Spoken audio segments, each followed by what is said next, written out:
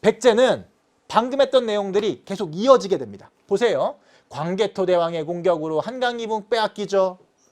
장수왕의 공격으로 한성 함락되죠. 그때 계류왕 죽죠. 그 다음에 도읍을 어디로? 웅진으로 옮겼습니다. 그러면서 옮긴 다음에요. 국력을 다시 강화시켜야 될 거 아니에요. 자신 혼자서 막기가 힘드니까 신라와 동맹을 맺는 겁니다. 근데 내 편으로 만들 때 가장 좋은 것은 가족 되는 거잖아요. 정말 가족이야말로 언제든지 내 편 아닙니까? 끝까지. 그러니 결혼하는 거죠. 혼인동맹을 통해서 신라와 동맹을 맺고 그게 쭉 이어지게 됩니다. 고구려가 워낙 세니 이제 그 나라들을 막기 위해서 신라와 백제가 동맹을 맺었다. 이렇게 보시면 되겠습니다. 자, 다음 넘어가겠습니다. 그렇게 웅진으로 천도한 다음에, 웅진은 댓글에 나왔었는데 지금의 공주 지역을 이야기합니다. 공주 지역이에요. 웅진으로 천도한 다음에 웅진에서 발전을 꾀했던 왕 무령왕이 있습니다. 무령왕, 이건 별표 하나 정도 해둘게요. 별표 하나 정도. 무령왕은 보세요. 왕이 전쟁에 졌어요. 심지어 왕이 죽었어요. 수도를 빼앗기고 옮겼어요. 왕의 체면이 말이 아니죠. 힘이 별로 없겠죠. 자, 그러면 그때 왕이 지방에 뭔가 영향력을 행사하려면 영향력이 잘 안 미칠 수 있겠죠. 그래서 지방에 22담로를 설치합니다. 지방에 설치하는 거예요. 지방에. 그리고 그 지역에 왕족을 파견하는 겁니다. 근데 가족이잖아요.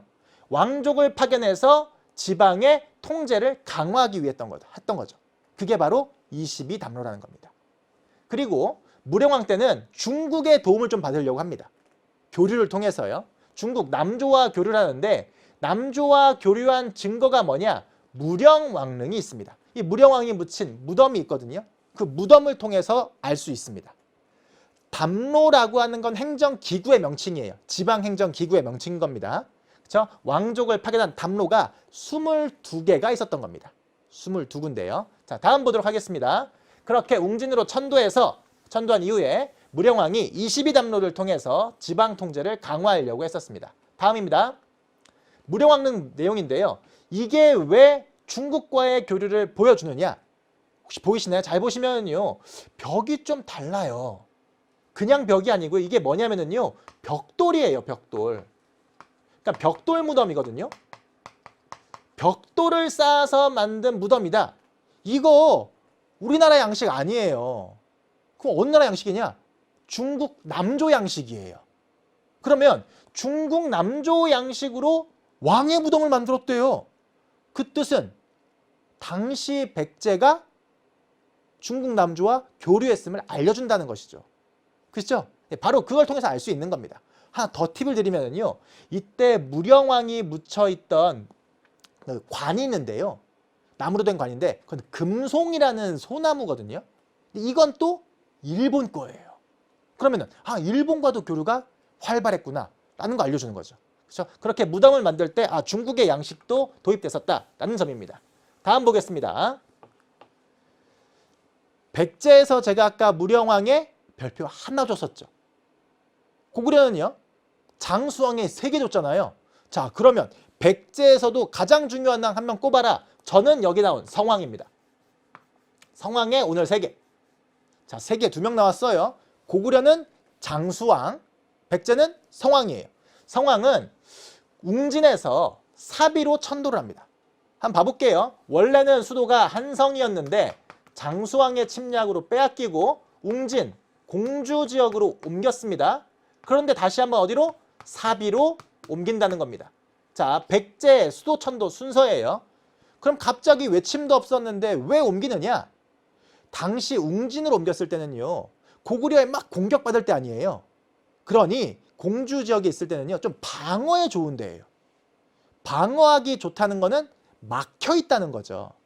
발전을 꾀하려면 좀 더 넓어야 될 거 아니에요. 그렇게 넓은 데로 가기 위해서 이 사비로 천도했던 겁니다. 그리고 나라 이름도 바꿔요. 뭐로 바꾸느냐? 남부여. 남부여로 국호를 바꾸기도 합니다. 부여? 왜 부여냐? 연결해 보세요.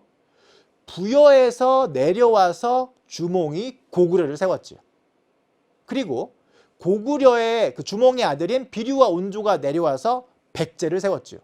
그러니 우리는 남쪽에 있는 부여다 이렇게 이야기한 겁니다. 남부여라는 국호도 했었고요. 성왕은 22개의 실무관청을 설치했습니다. 이거 많이 헷갈려 하시더라고요. 무령왕은 22담로, 그리고 22개 실무관청을 설치했던 것은 성왕이 되겠습니다. 수도와 지방의 행정구역을 정비했었고 똑같이 남조랑도 교류하고 일본의 불교 등 선진 문물을 전파하기도 합니다.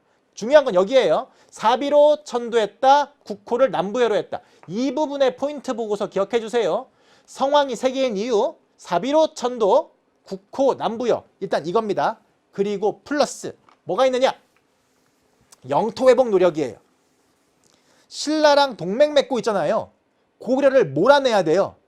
그래서 신라 진흥왕이랑 연합해서요. 한강역을 찾자요. 되찾습니다. 얼마나 쾌거겠어요. 그런데 동맹을 깨고 신라가 배신을 하고 백제를 기습 공격을 합니다. 그래서 한강역을 빼앗겨요. 그럼 성왕 엄청 화나겠죠. 엄청 화나잖아요. 그래서 복수하러 전투에 갔다가 그만 죽고 맙니다.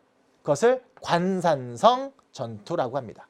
자, 전투 이름들 잘 나오기 때문에 기억해 두세요. 자, 성왕 신라와 연합하여 한강유역을 일시 회복하려고 했는데 신라에게 빼앗겼고 그에 대해서 성왕이 관산성 전투에 갔다가 전사한다. 관산성 전투에서 전사했던 국왕 성왕이 되겠습니다.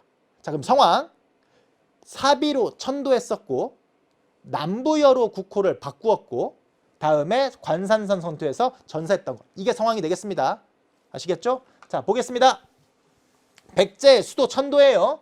자, 한성에서 웅진으로 그리고 사비로.